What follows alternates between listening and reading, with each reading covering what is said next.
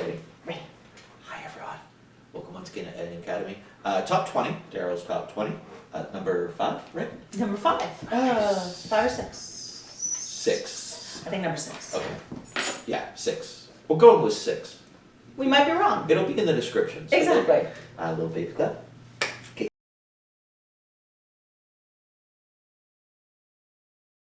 Giggle.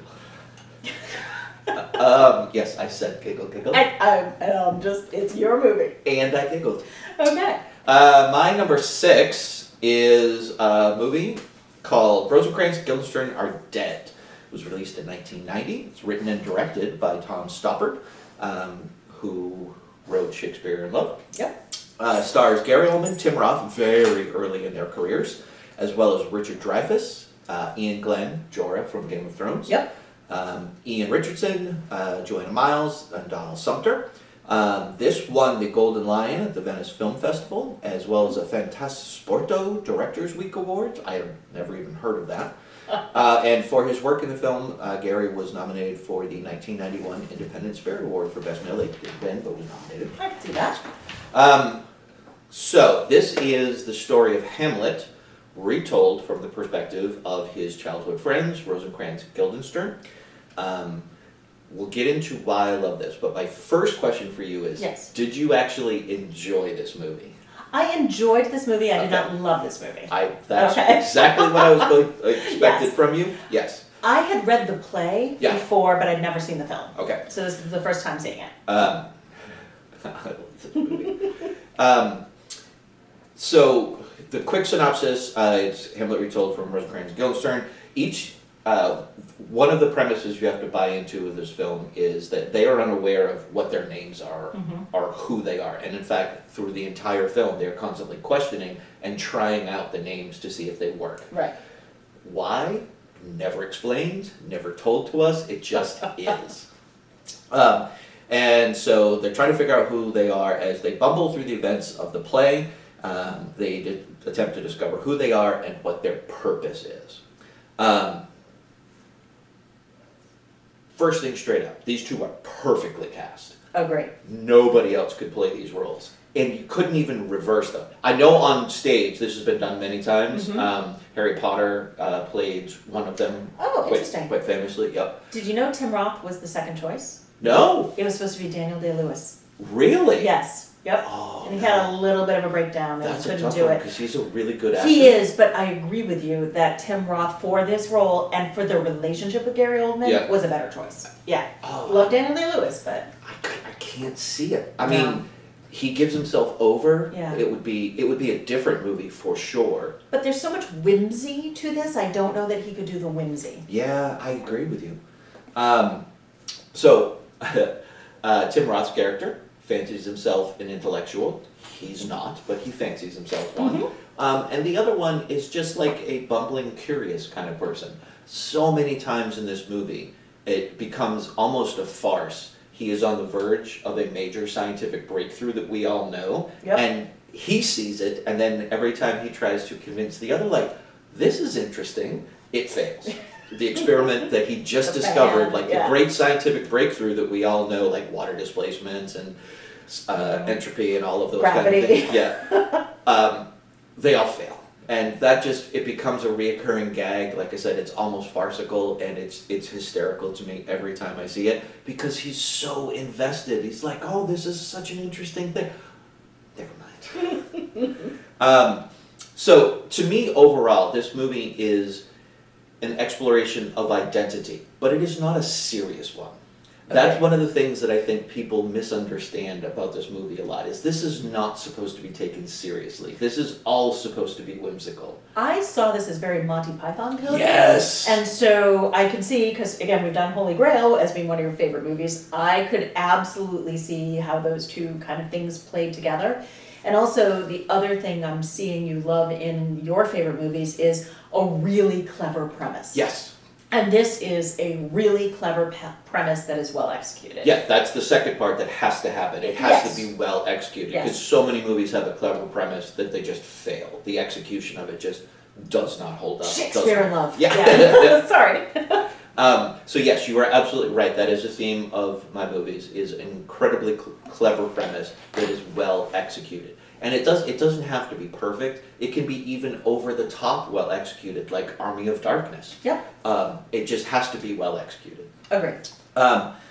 So, one of the things that I do enjoy and I think works incredibly well for this film is as they go through the play, because we are following the structure of the play, it's just told from their perspective. They are so incredibly passive. They allow things to happen to them. They are not active in their own lives. They are so incredibly passive. If they were active, none of this would hold up. It would not work. They have to allow the events to unfold and then take a breath and think about them.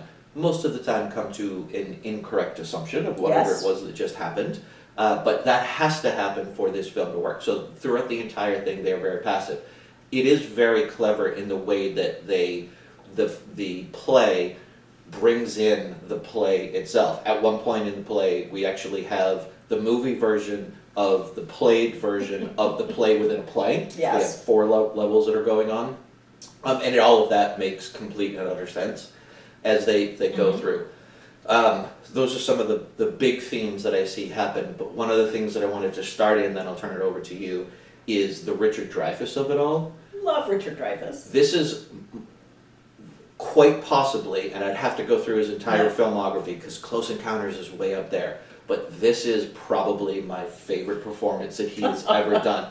The opening scene, well, it's not the opening scene, but very early on in the film when they stumble across them, the actors, and he is the leader of a troupe of actors, that whole scene in the woods is so brilliantly done. And it's all about the language of everything. His double entendres constantly are hilarious. We could do you rapiers, or rape, or both.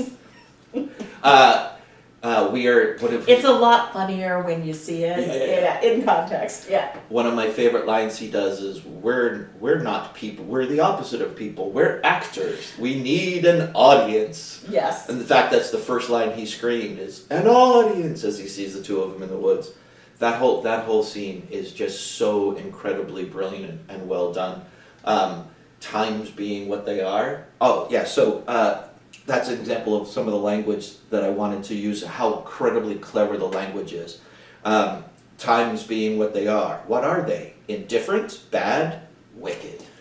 Like, the play that they have where things are never really fully answered, it's slightly directed in a different direction. Yep. So incredibly clever. I have a question before I get to my watching of the movie and my thoughts of the movie is, what is your relationship with Hamlet? Because I think you very large. I was going to say, I think you need more than just a passing relationship with Hamlet for this to make, to be as fun as it is. So like I've read the play, I've probably seen 2 different versions of Hamlet, but I still consider myself probably a neophyte when it comes to the Hamlet lore and play. And so I am sure, because I know it happened, things went over my head.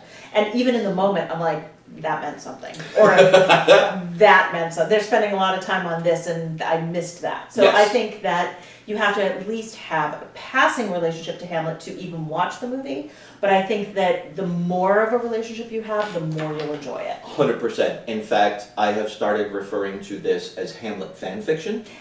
It could be that, yes. I agree with that. Because it's set within the universe of Hamlet, so everything that happens, if you fully know the play, the nuances of the play, more of this film will be enjoyable for you. Yes. If you enjoy Hamlet. If you don't like Hamlet or the story of it and just don't care, don't watch this. You're not going to have a good time. Exactly. Well, and it's almost like in completely different movies, but Clueless is so much more fun if you know Emma. Oh, okay. Clueless is based on Jane Austen's Emma. I did not know that. And so if you know Emma, it is so much more fun. But Clueless stands on its own, but it's so much more fun. Okay, if you see it and you can see what the callbacks are. So that one though is something that you could watch. You could go in just not knowing anything, and it stands on its own. This one you do need some knowledge of. Absolutely, and thank you for bringing that up. It wasn't even in my notes, but that is a very good thing to know. You will definitely get more enjoyment out of this the more and you understand the play Hamlet for sure. And I think that's where my enjoyment came in, was when I got it, I liked it. And in other times, I'm like, all right, there's definitely stuff I'm missing. This is the relationship between the two actors and the two characters were hilarious. There were some things like the naming conventions that carried through that I enjoyed through all of it. And then there were two scenes in particular where they had me at 100%. And one of them was the scene with the actors in the troupe in the woods, which was my second favorite scene. My favorite scene was them playing the game of questions on the tennis court. Because it had language, it had movement, it moved the plot forward slightly because you got to learn some more about them. It had the interplay between the characters, it had everything that made this movie fun was in that scene. So the first time I saw this, that game of questions, I became obsessed with. I played it with all my friends.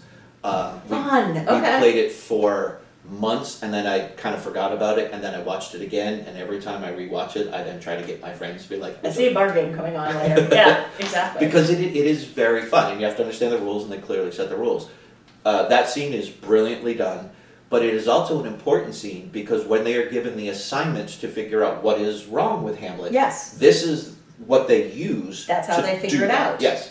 So you see their relationship with each other as they try to figure things out. Again, they're very passive. They reflect and try to understand. And this is how they do that. They use these tools, this game that they play, to understand the world around them.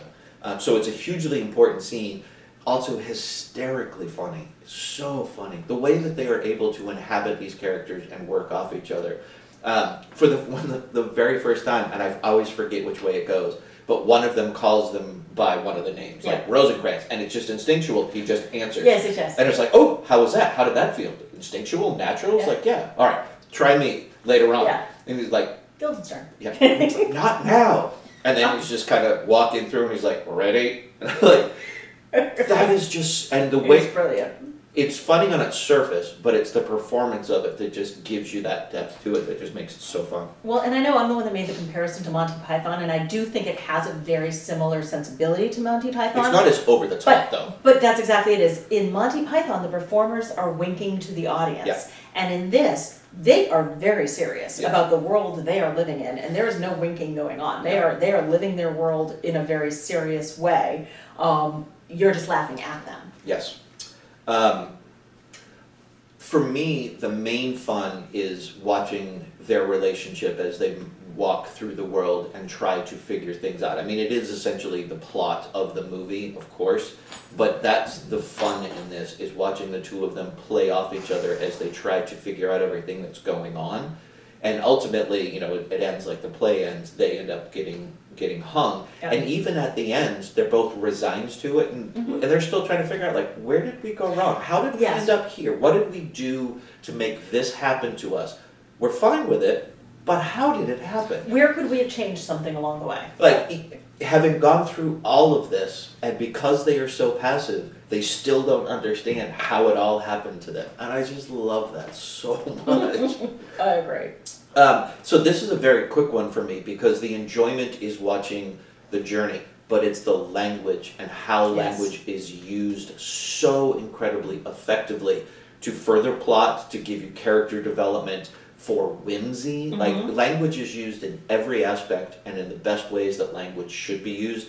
That's the true enjoyment for me. Well, and as much as I did, I liked this film and I liked the performances, I would tell somebody to not only see this film, but just read the play. Yeah.